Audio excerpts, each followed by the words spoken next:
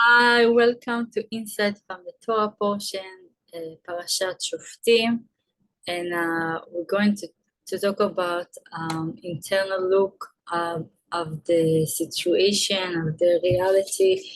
Also for Chodesh Elul, we want to learn how to do Tushuvah and look at the essence of the stuff. We also will learn 4 techniques of the DBT. That will help us accept the situation and strengthen our self-image. So it's going to be very interesting lesson as usual. Stay with me and share this video to your friends. So let's start with the Torah portion as we do usually. The ideas for the Torah portion is took from the book of Rav Eliezer Kashtiel. The name of the book is Siman Lebanim, and it's basically stuff for Parashat Shavua and for Prashat Shoftim.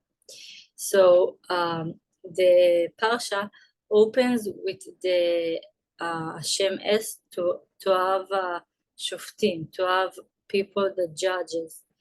And then it continues and talks about that we're not allowed to plant trees in the Beit HaMikdash area, and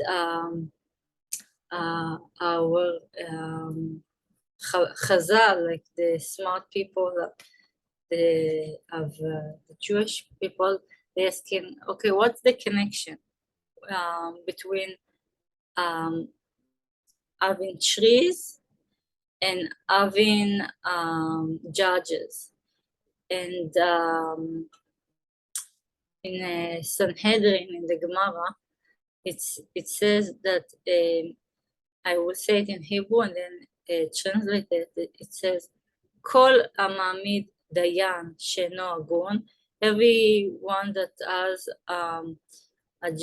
a bad judge that doesn't do his job well, Keilu Notea Ashera B'Israel. It's like he planting a tree in Israel. And they ask, okay, what that means? So the Sforno and Rabbi Moshe David Valley, they explained that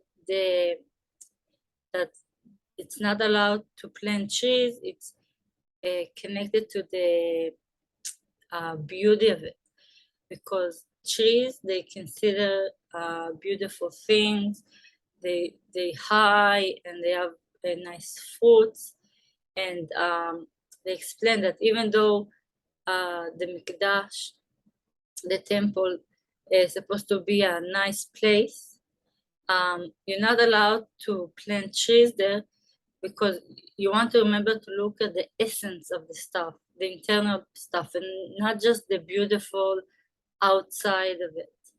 And that's actually what happened to Chava, to Eve, in the sin of Etz Hadat, of the tree of knowledge.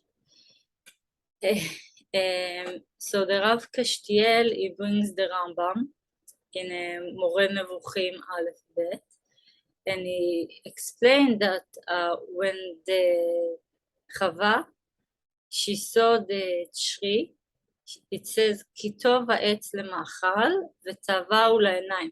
The tree, it looks good to eat, and it's beautiful to the eyes. And you see that basically she was influenced by the stuff she saw, and she was looking in the outside of the stuff instead of using her brain and judgment, the tree of knowledge. She wasn't using her knowledge, and she was just looking in the outside of the stuff. And it's something very natural. So people naturally, they tend to connect to stuff that are beautiful and looks nice. Always something that's nice, it looks better and smarter. And when judges do their job, they're not allowed to take shochat, bribe. But So there's the usual bribe, we know, like giving money to the judge. But there's another thing that is connected. It's like a beautiful tree that it's the judge can be influenced by the outside look of the things, like can influence by the way the people say this stuff, or influence from the what the other people think, and instead of looking for the real truth. And now in Chodesh Elul, we want to go back to the truth. We want to do Tushuvah.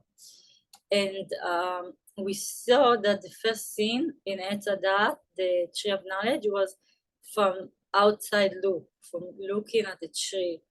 And it made us go out from place of truth and look at the reality in a very outside looking instead of internally.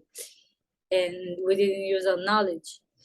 And in the Gemara Yerushalmi, in Nazir, Zayin Yud Bet, they explained that the Mizbeach, the place in Beit HaMikdash where they did the Korbanot, is the point of the creation.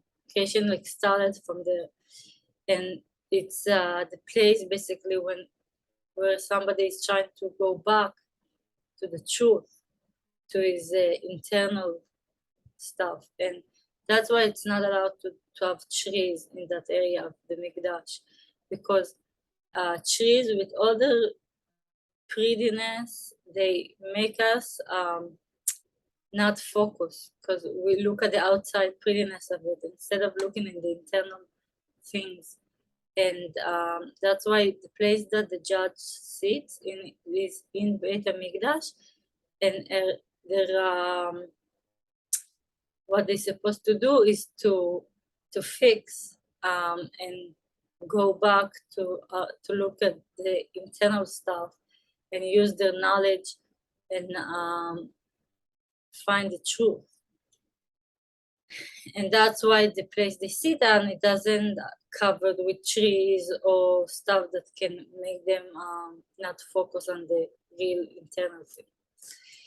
And also Chodesh Elul for us, it's opportunity to do Tushuvah and look at the internal things and not just at the outside situation. And it connects me exactly to self-image, because a lot of time people have low self-image because they worry from the external stuff.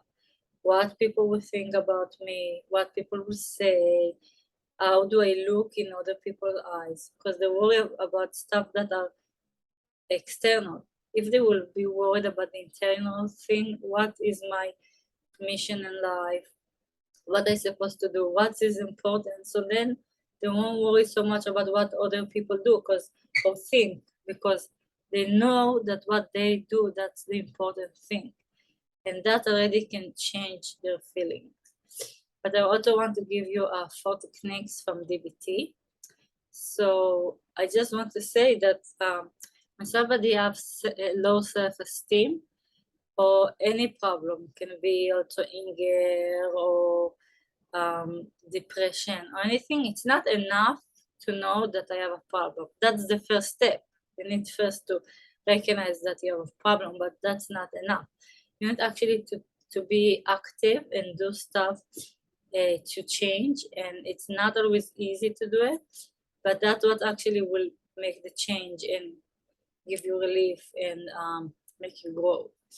So there's 4 techniques. The first one is changing your behavior. It's basically like doing the upside down from what you will want to do. So usually when somebody has low self-esteem, you can see it from the outside.